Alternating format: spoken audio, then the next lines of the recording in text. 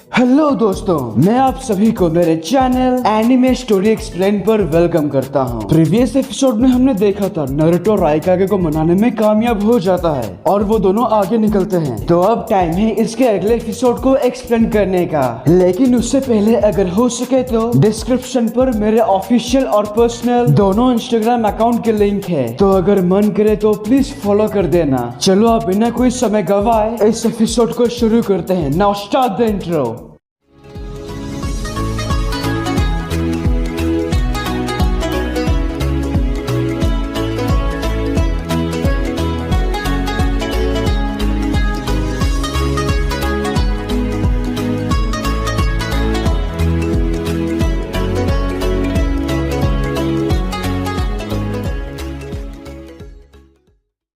Episode के शुरुआत में हम देखते हैं यहाँ फोर्थ कंपनी यानी गारा के निंजा फोर्स अब तक इन चारों कागज से पुराने कागज जो री एनिमेशन से बने हैं उनसे दूरी बनाए रखने में सही से कामयाब हो तो रहे हैं, लेकिन अब ये ज्यादा देर तक ऐसा नहीं चल सकता। बस अब बहुत हो गया, हम अब और पीछे नहीं हट सकते। मुझे लगता है हमें इन पर हमला कर देनी चाहिए। मैं मानता हूँ आपकी बात में दम तो है। चलो हमला करते हैं गारा। सबसे पहले हम उन पर लॉन्ग रेंज से हमला करेंगे। यहाँ के ज्यादातर निंजास की यही खासियत है। हम देखेंगे कि दुश्मन क्या जवाब देती है। तो इसी के साथ यहाँ पर वो सब रुक गए, उन्होंने पीछे हटना बंद कर दी।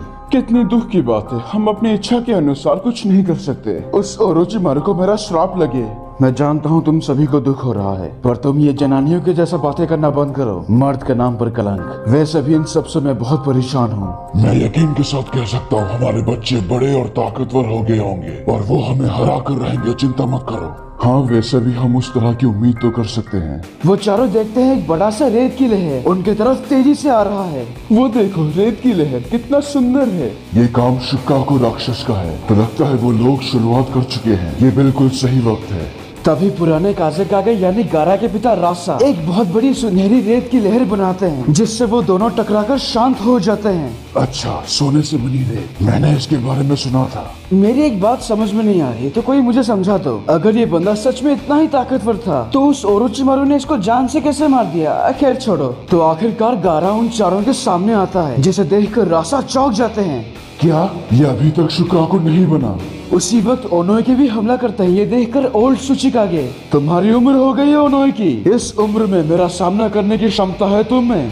Particle style, atomic dismantle jutsu. दोनों के हमले टकराकर एक जबरदस्त धमाका होता है। गारा और लॉर्ड ओनोएगी को साथ में देखकर मिजुकागे, मतलब पुराने वाले, पार्टिकल स्टाइल, ये तो बिल्कुल तुम्हारी तरह निकला सुचिकागे। ये कभी मेरा सबसे होनहार स्टूडेंट हुआ करता था मिजुकागे। बहुत अरसे बाद मिले पिताजी। गारा, तुम अभी तक शिकागो क्यों नहीं बने? शिकागो? हाँ, वो तो बहुत पहले मेरे अंदर से जा चुका है। मैं अब जिंचुरी की नहीं हूँ पिताजी। मैं फिलहाल वो नहीं रहा जिसे आपने बनाया था। तुम अब जिंचुरी की नहीं रहे? ये कब और कैसे हुआ? आप चारों फिलहाल जिनके काबू में हो, उन्होंने मेरे अंदर शिकागो राक्षस को निकाल दिया था, जिस वजह से मैं मर गया था लगभग। लेडी चियो और मेरे दोस्तों का शुक्रिया, जिनके बदौलत आज मैं जिंदा हूँ और आपके सामने खड़ा हूँ। लेडी चियो और दोस्त? तो इसका मतलब तुम्हारे दोस्त भी हैं। ये कैसे मुमकिन है? हाँ, आखिर इतने दिनों में ऐसा क्या बदल गया? ये क्या बात कर रहे हो काज़ेकागे? तो तुमने सोचा तुम्हारे बेटे का कोई दोस्त नहीं बन सकता? अभी इसका जो उम्र है, इसके तो बहुत सारे दोस्त होंगे। बिल्कुल सही कहा आपने, मेरे बहुत सारे दोस्त हैं। पिताजी, आपने मुझे 6 बार मारने की कोशिश की थी बचपन में, जिससे मेरी नफरत बढ़ती गई। लेकिन अब यकीन मानिए मेरे अंदर वैसा कुछ नहीं रहा। मैं समझ सकता हूँ आपने वैसा क्यों किया। फिलहाल मैं काज़ेकागे हूँ और आप मेरे दुश्मन। मुझे आप सबसे मेरे लोगों को बचाना होगा। क्या कहा तुमने? तुम अब काज़ेकागे हो? अरे बस इतना ही नहीं, अलाइड निंजा फोर्स का चीफ कमांडर भी है ये। इसकी उम्र को देखकर बहुत बड़ी मुकाम हासिल कर ली इसने। अरे तुम्हें अपने बेटे पर गर्व होना चाहिए। मुझे लगा ही था ऐसा ही कुछ हुआ होगा। तो इसका मतलब सारे नेशन एक हो चुके हैं। हमारे जमाने में तो ये बस एक सपना था। देखो, अगर तुम हमें मारना चाहते हो तो मेरे दोस्त सुचिकागे के मुताबिक ऐसा हो ही नहीं सकता, क्योंकि हम सब तो बहुत पहले ही टपक चुके हैं। तो बताओ तुम क्या करोगे हैंडसम नौजवान? उसकी चिंता आप मत कीजिए, इसके लिए हमारे पास बहुत से रास्ते हैं। ये तुम्हारा बेटा है ना काज़ेकागे? देखने में तो ये जवान और तगड़ा लगता है। रासा अपने बेटे को देखकर उन्हें उस दिन वाली बात याद आ जाती है जब गारा का जन्म हुआ था। ये अपनी तारीख से जल्दी पैदा हो गया, इसीलिए जरा देखिए इसे। इसकी साइज बाकी बच्चों से बहुत छोटी है। कोई बात नहीं, फिर भी ये चलेगा। हम इसे अब भी जिंचुरी की बना सकते हैं काज़ेकागे। मुझे मेरे मुझे मेरे बच्चे का चेहरा देखना है। कारुरा, तुम ठीक तो हो? ये लो, देखो अपने बच्चे को। ये बहुत छोटा सा बच्चा है। कोई बात नहीं बेटा, मैं वादा करती हूँ मैं हमेशा तुम्हारी रक्षा करूँगी, हमेशा तुम्हारे साथ रहूंगी। वह कमजोरी के चलते गारा की माँ गुजर जाती है वहीं पर, और गारा थोड़ा बड़ा होने के बाद हम जानते हैं जिंचुरी की होने के वजह से विलेज के लोग उससे बहुत डरते थे और नफरत भी करते थे। रासा को इस बात का दुख था कि गारा जिंचुरी की बनने के बाद वन टेल शुकाकू को कंट्रोल नहीं कर पा रहा था, यानी उनका एक्सपेरिमेंट नाकामयाब, और अपने विलेज को बचाने के लिए वो गारा को मारने के काम में लग जाते हैं। तभी दूसरी ओर गारा अपने विलेज के ऐसे बर्ताव से बहुत दुखी है, और इन सब के बारे में वो अपनी माँ की छोटी बहन अपनी मौसी यशमारू को सब कुछ बताता है। मुझे कभी भी चोट नहीं लगी, पर फिर भी यहाँ पर बहुत दर्द होता है। देखो, जब हमें शारीरिक तौर पर चोट लगती है तो हमें दर्द होता है, लेकिन समय के साथ वो चोट ठीक हो जाता है, और अगर दवाई लोगे तो और भी जल्दी ठीक हो जाएगी। पर दिल का जख्म बहुत मुश्किल से ठीक होता है। दिल का जख्म वो क्या होता है यशमारू?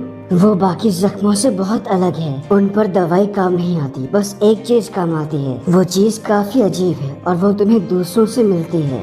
क्या है वो यशमारू? वो प्यार है गारा। प्यार? ये मुझे कैसे मिलेगा? वो तो तुम्हारे पास पहले से ही है। मुझे पूरा भरोसा है तुम्हारी माँ तुमसे बहुत प्यार करती होगी। जो रेत तुम्हें हमेशा बचाती है वही तुम्हारी माँ का प्यार है, और मैं भी तो हूँ तुम्हारे साथ। फिर हम जानते हैं कि उसके बाद क्या हुआ था। उसकी मौसी ने उसे मारने की कोशिश की, इसीलिए गारा ने अपने सैंड से दबोचकर उसे खत्म कर दिया था, और यहीं पर ये फ्लैशबैक खत्म होती है। ठीक है गारा, देखते हैं बिना शुकाकू के तुम क्या कमाल करके दिखाते हो। होनोइकी, मेरे ख्याल से तुम मुझे रोको। मेरे पार्टिकल स्टाइल का सामना सिर्फ तुम ही कर सकते हो। मैं जानता हूँ सेंसे, आपको बताने की जरूरत नहीं। अच्छा, तुम जानते हो तो तुमने ये भी सोचा होगा कि तुम्हारा वह लाइट या जो भी कुछ है जीत के बाद क्या करना है ना? जब लड़ाई खत्म हो जाएगी तो सब लोग आपस में लड़ेंगे और फिर देखा जाएगा कौन से नेशन ने जीत हासिल की है। वही पुराने दिनों वाली बकवास ख्यालात। अच्छा हुआ मेरी सोच अब आप जैसी नहीं रही। हमारा ऐसा कुछ भी करने का इरादा नहीं है सेंसे। अरे वाह, तो इसका मतलब जमाना बदल चुका है, लेकिन वो तो वक्त आने पर आगे देखा जाएगा। बस बहुत हो गया। सबके साथ आक्रमण!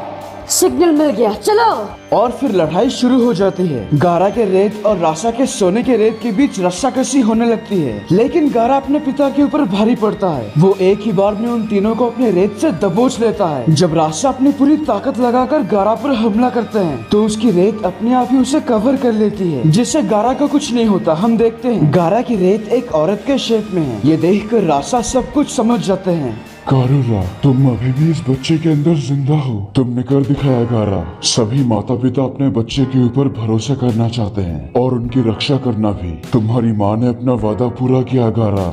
क्या कहा आपने? मैं कुछ समझा नहीं। तुम्हारी ये रेत जो तुम्हें हमेशा बचाती है और तुम्हें हमेशा बचाती रहेगी। ये शुकाकू राक्षस का काम नहीं, क्योंकि जैसा तुमने कहा वो तो कब का जा चुका है। ये तुम्हारी माँ कारुरा है जो रेत बनकर हमेशा तुम्हारी रक्षा करती है, बचपन से लेकर अभी तक, क्योंकि उसने वादा किया था। तुम्हारी माँ तुमसे बहुत प्यार करती है गारा। मुझसे प्यार करती है? पर कैसे? यशमारू ने तो मरने से पहले ये कहा था कि मुझ जैसे का कोई प्यार नहीं कर सकता। मैं हमेशा नफरत के हकदार हूँ। वो मैं था। मैंने यशमारू को झूठ बोलने के लिए कहा था, जिससे तुम उकसा जाओ और तुम्हारे अंदर मौजूद वो टेल बीस्ट उसका टेस्ट किया जा सके। ये सब कुछ मैंने अपने विलेज के लिए किया। तुम्हारी मौसी यशमारू अगर किसी से नफरत करती थी तो वो और कोई नहीं बल्कि मैं था, लेकिन वो थी तो हमारे विलेज की निंजा, इसीलिए उसे मेरा आदेश मानना पड़ा। गारा, तुम्हारी माँ मरने के बाद भी तुम्हारी रक्षा करती रही, लेकिन मैं जीते जी तुम्हें कई बार मारने की कोशिश की। हो सके तो मुझे माफ कर देना बेटा। मैंने तुम्हारे ऊपर बेमतलब का बोझ डाल दिया। तुम हमेशा से प्यार के हकदार थे। तुम्हारे साथ जो भी कुछ बुरा हुआ उसका जिम्मेदार मैं खुद हूँ। मैंने तुम्हारा भविष्य छीन के तुम्हें जिंचुरी की बना दिया और तुम्हारी माँ को तुमसे दूर कर दिया। मैंने तुमसे सभी लोगों से रिश्ते तोड़वा दिए। एक पिता और काज़े के नाम पर धब्बा हूँ मैं। मैंने तुम्हें सिर्फ 2 चीजें दी, जिंदगी भर का नफरत और दर्द, पर तुम्हारी माँ और उसका प्यार सच्चा निकला। गारा अपने पिता से अपने माँ के बारे में जानकर उसकी आंखों से आंसू निकलते हैं। एक माँ सच में ताकतवर होती है कारुरा। मुझे खुशी है हमारे बच्चे ने तुम्हारे प्यार और अपने दम पर उसने सब कुछ हासिल किया। गारा, मुझे माफ कर दो। मैं तुम्हारे बाप कहलाने के लायक नहीं हूँ। मेरी माँ बहुत अच्छी थी ना पिताजी। उनका शुक्रिया, आज मुझे अपने पिताजी का भी प्यार मिल गया। गारा मेरे बच्चे, तुमने इतनी आसानी से मुझे माफ कर दिया।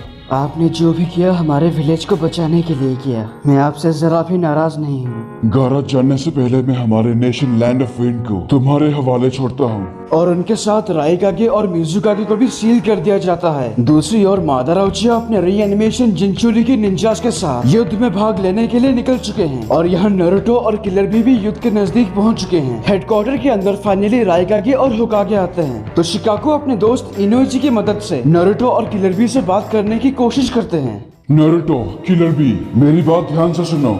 ये किसकी आवाज है? अरे मैं तुम्हारे दोस्त शिकमारू का डैड हूँ। हद है, मेरी आवाज नहीं पहचानते? अंकल शिकाकू, आप बताइए क्या बात है? मैं इस जरूरी जानकारी को सीधा तुम दोनों को बता रहा हूँ, तो मेरी बात ध्यान से सुनो। शिकाकू इस युद्ध से जुड़े वो सारी बात इन दोनों को बताते हैं तो वो सारी बातें सुनकर जितनी भी अजीब बात आपने बताई है तो बहुत बड़ी दिक्कत है। इन सबको सही करने के अलावा मेरे पास कोई और दूसरा रास्ता नहीं। हाँ, लेकिन याद रखो, मैंने अभी जो भी तुम्हें मादारा के प्रोजेक्ट सुकिनोमी के बारे में बताया वो तुम्हारे टेल बीस्ट के बिना काम नहीं कर पाएगा, जिसका मतलब तुम दोनों उसके निशाने पर हो, तो चौकन्ना रहना। हाँ, मैं ये चीज जानता हूँ। तो तुम ये भी जानते होगे मादारा नागाटो और पेन से अलग है। उसे शांति वगैरह में कोई दिलचस्पी नहीं। वो पूरी तरह से एक शैतान है। प्रोजेक्ट सुकिनोमी के साथ वो पूरी मानवता को काबू कर पाएगा किसी गेंजुत्सु से। बिल्कुल, तो इसीलिए हारना मत। वो मादारा हमेशा नफरत से भरा काम करता है। नारुतो, तुमने अभी तक जितने भी दुश्मनों का सामना किया है वो मादारा उन सबसे अलग है।